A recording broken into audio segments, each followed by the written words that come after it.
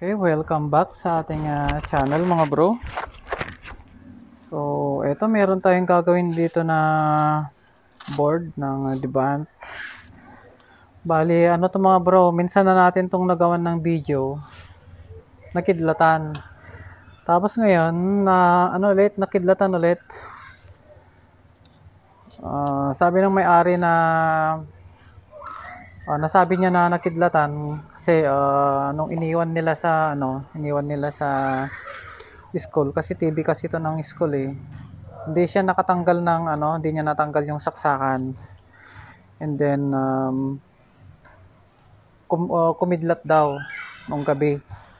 Kinaumagahan, ayun, kita na niya na nakasaksak pala yung TV at wala na siyang indicator light. Tapos yung isang ilaw niya ay pundi rin. So posible na naapektuhan na naman 'to ng kidlat. Tapos itatry natin ngayon kung makakaya pa sa repair kahit na pangalawang beses na tong makidlatan. So nung unang repair natin dito ay yung kanyang optocoupler, yung kanyang 431, yan yung pinalitan natin, shorted. Pati yata tong optocoupler pinalitan na natin eh. Check na natin kung may bakas ng repair. Mukhang pinalitan na rin natin tong optocoupler nya. 817. Ngayon, check natin ngayon. Hindi ko na to na-check doon kasi pang screwdriver lang yung dala ko. Hindi ko naman alam na sira. Meron lang akong extrang screwdriver doon sa motor. Yan lang pinang backlash ko. Hindi ko na siya na-test. Ngayon, ite-test natin.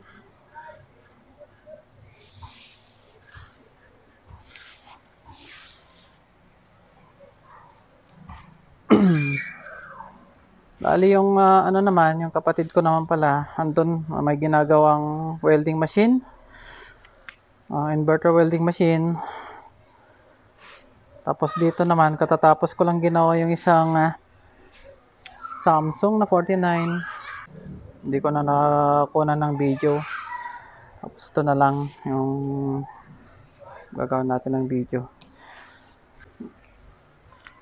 Wala naman sigurong sasabog dito pag sasaksak natin. So, saan na tayo? DC tayo. Dito na tayo mismo sa check natin yung kanyang main filter capacitor.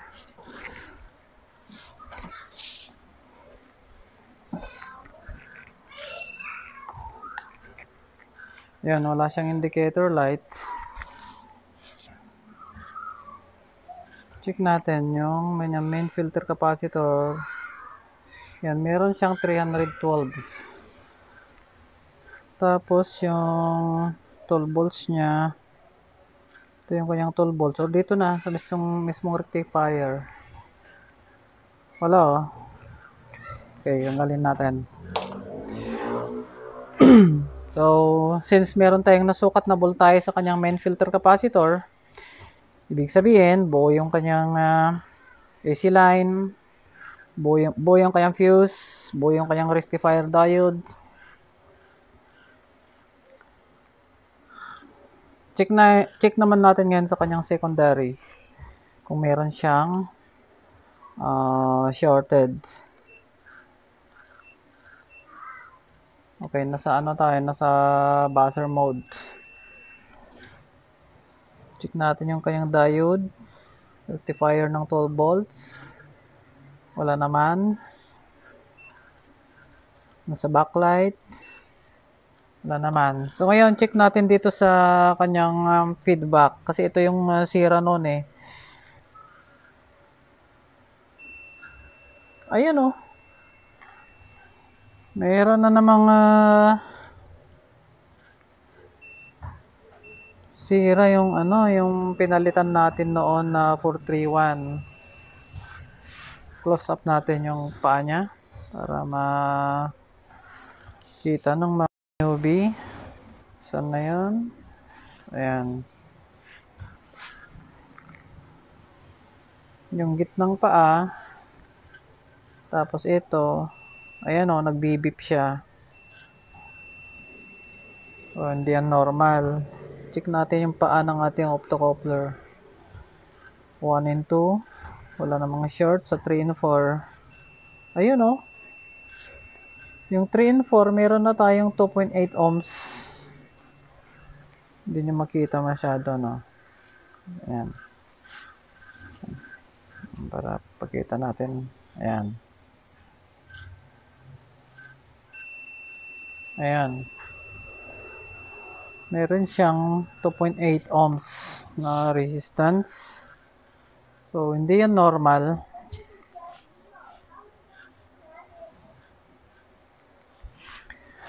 Ang gagawin natin, tanggalin na lang natin tong itong mismong optocoupler. Yan, 2.8 ohms. Saka yung 431 natin. Tapos, check natin kung buhay pa yung kanyang PWM IC.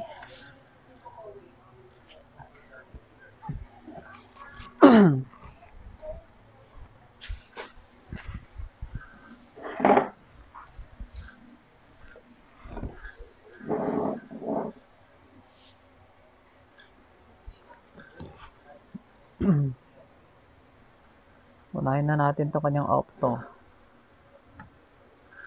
Tanggalin.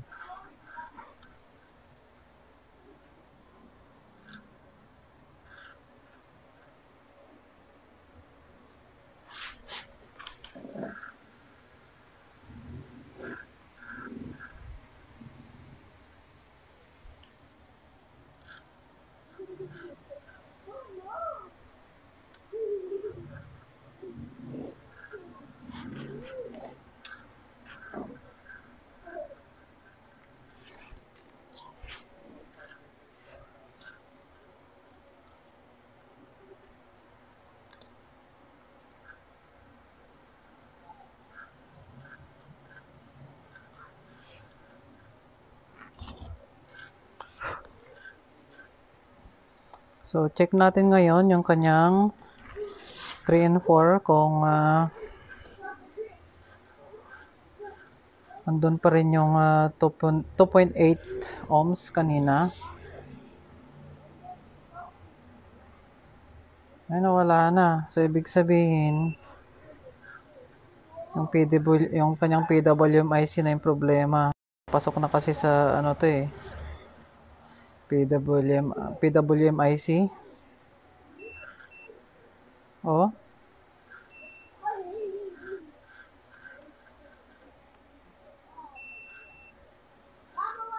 So, check natin yung 431 natin.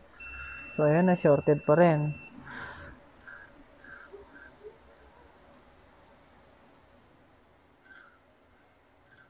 So, tatanggalin natin yung 431.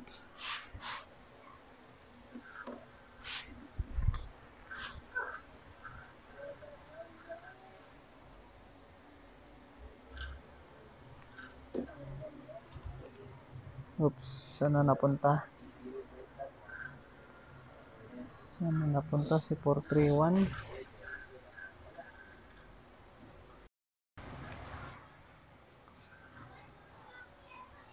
So, ayan, bali, natanggal na natin yung 431 saka optocoupler natin. Pero, may problema din pala yung kanyang PWM IC. Kanyang driver ng kanyang MOSFET. So, shorted na yung tatlong paa. Check natin.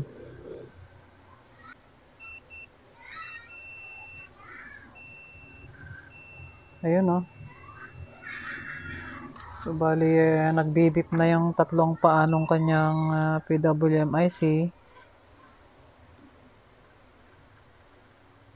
So, dapat yung isang paa lang yung naka-ground dyan. Ayan, tatlo na.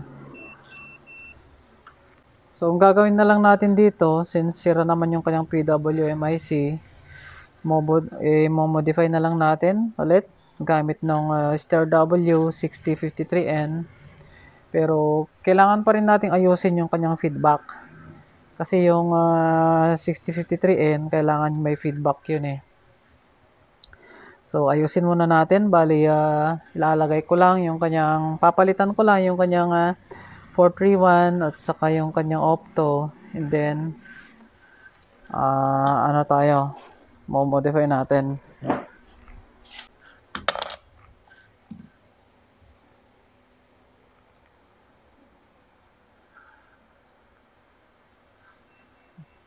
Oh, hindi makita, hindi mabasa na.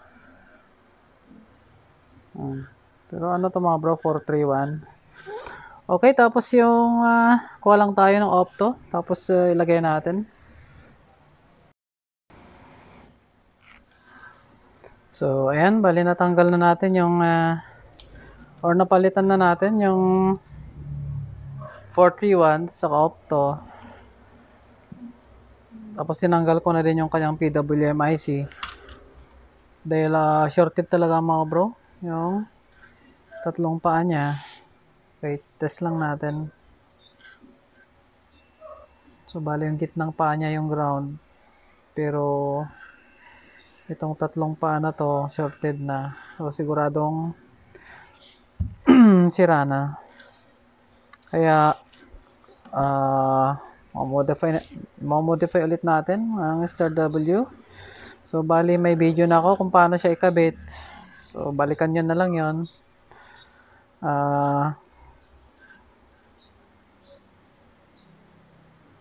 So, lalagyan ko na lang ng extension ng mga wire. Tapos, kabit ko. Okay mga bro, balik tayo mamaya pag naikabit ko na to. So, ayan, natapos na nating install yung ating Star W6053N. So, dun sa mga hindi pa nakapanood kung paano to gamitin, balikan nyo na lang po dun sa mga nauna kong video. Bali, meron akong step by step kung paano siya ikabit. So, napakagandang pang modify mga bro. Maganda pa sa 4 wires. So, ayan, yung sira niya na nahanap natin, yung 431, yung optocoupler niya, good pa naman pero pinalitan na natin. Yung kanyang PWM IC, shorted yung tatlong paa niya. Kaya, subukan natin ngayon kung magkakaroon na siya ng voltahe.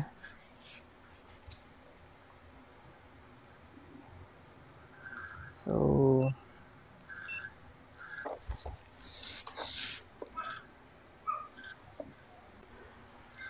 ayan na siya. Meron na siyang indicator light.